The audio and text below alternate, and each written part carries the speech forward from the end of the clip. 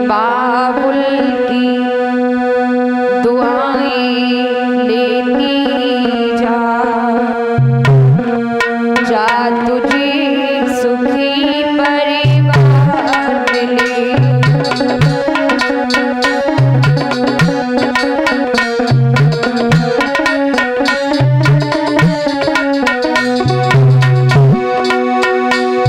पापा की याद न आई कभी, पापा की याद न आई कभी, ससुराल में इतना प्यार मिले।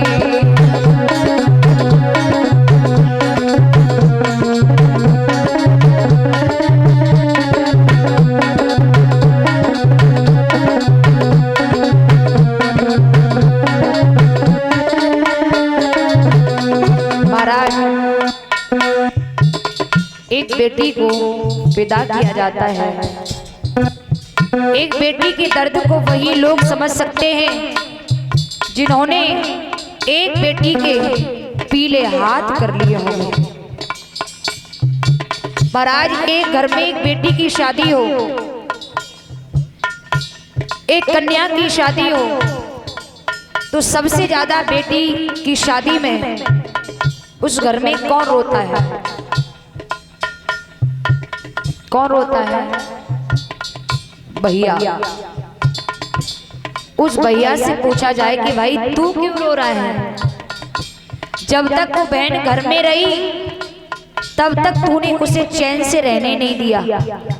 तू लड़ता रहा, झगड़ता रहा, उसे मारता रहा, लेकिन अब क्यों रो रहा है? तो वो भैया हेलकी भर के एक ही बात कहता है, भैया तुम ये समझ रहे हो कि हमारा मेरी बहन का झगड़ा था, लेकिन नहीं, हम दोनों बहन भाई का वो झगड़ा नहीं था, वो हम दोनों बहन भाई का प्यार था, जो हम दोनों चूहे बिल्ली की तरह झगड़ते थे। रो तो इसलिए रहा हूं, जब जब मुझ में मेरी बहन में झगड़ा हुआ होगा तब तब थोड़ी देर बाद मेरी वही बहन मेरे लिए भोजन की थाली लगा के लाई होगी और कहा होगा, भैया आज तूने भोजन नहीं किया है ना, चल भोजन कर। मैं रो तो इसलिए रहा हूं, हर बार मैंने बहन से झगड़ा किया, हर बार मेरी ही गलती होती थी, लेकिन रो इसलिए रहा हूं, मेरे खाने के लिए थाली लगा करके मेरी बही बहन लाती थी जिससे मैंने झगड़ा किया था। एक बात याद रखना, एक बेटी की विदाई में एक शख्स ऐसा होता है जो खुल करके नहीं घुट करके रोता है। कौन होता है? कौन होता है? पिता। एक पिता बेटी की शादी करता है, खुल के नहीं, अंदर घुट घुट के रोता है। एक बात याद रखना, एक बेटी की शादी की तैयारियां एक पिता 1 महीना, 2 महीना, 3 महीना पहले से भाग दौड़ करना शुरू कर देता है बेटी की शादी के लिए। नंगे पैर भाग रहा है, चप्पल पहन ली तो पहन ली नहीं, नंगे पैर भाग रहा है। खाना खा लिया तो खा लिया नहीं, खाली पेट ही भाग रहा है। लेकिन पिता थकता नहीं है, पिता हारता नहीं है। क्यों? क्योंकि उस पिता के घर में एक शक्ति रूपी बेटी बैठी हुई है। वो बेटी एक शक्ति का रूप लिए बैठी है। पिता थकता नहीं है, लेकिन जिस दिन वो पिता उस बेटी को विदा कर देता है ना, जिस दिन वो पिता उस बेटी को विदा कर देता है, उसी दिन चारपाई पर गिर जाता है। अगर टेंट वाले भी आए ना, कि साहब मेरा हिसाब कर दो, तो पिता एक ही बात कहेगा, भैया अभी शरीर में शक्ति नहीं है, कुछ दिन बाद आना। 3 महीने से भाग रहा तब नहीं थका, और जिस दिन पिता ने उस बेटी को विदा कर दिया, बेटी को विदा कर दिया, तो पिता के शरीर की ही शक्ति चली गई महाराज। एक पिता ही ऐसा शख्स होता है, बेटी को विदा करने के बाद जीवन भर अंदर ही अंदर बेटी के लिए घुटता है।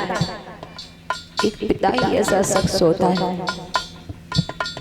एक बात याद रखना, बेटी हमारी नजर में पराई है, बेटी हमारी नजर में पराई है। हम कहते हैं हाँ बेटी पराई है, लेकिन सच पूछा जाए तो बेटी पराई होकर भी पराई नहीं हो पा रही है। एक बेटी की हम शादी कर देते हैं, मायके में बेटी होती है तो हम कहते हैं बेटी पराई है, और बेटी की शादी कर दो, ससुराल में बेटी गई, ससुराल वाले कहते थे तो पराए घर से आई है। अब तू ही बता ईश्वर, तूने बेटी काहे को बनाई है। बेटी ससुराल में पहुंच जाती है, बेटी का शरीर ससुराल में होता है, लेकिन बेटी का मन, बेटी की आत्मा माँ बाप के पास होती है।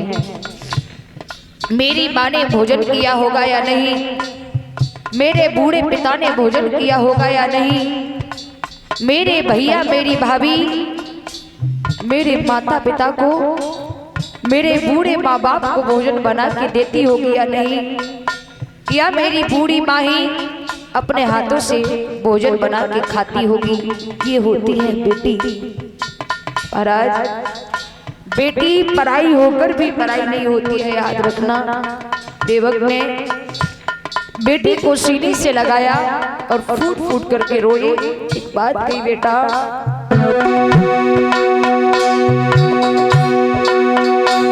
लाजों से पाला है तुमको, फूलों की तरह कलियों की तरह, बाहों ने झुलाया है मेरी, सावन की हई झूलों की तरह। धन्यवाद करना चाहूंगी उन माँ बाप का जिन्होंने 20 बरस, 22 बरस, 25 बरस के पौधा को पानी दे दे करके, सींच करके इतना बड़ा कर दिया, फिर उसी पौधा को किसी और के आंगन में जाकर के लगा दिया। चलती चलती है दुआ प्रभु से, तुझे अमर रूप तेरा श्वास मिले।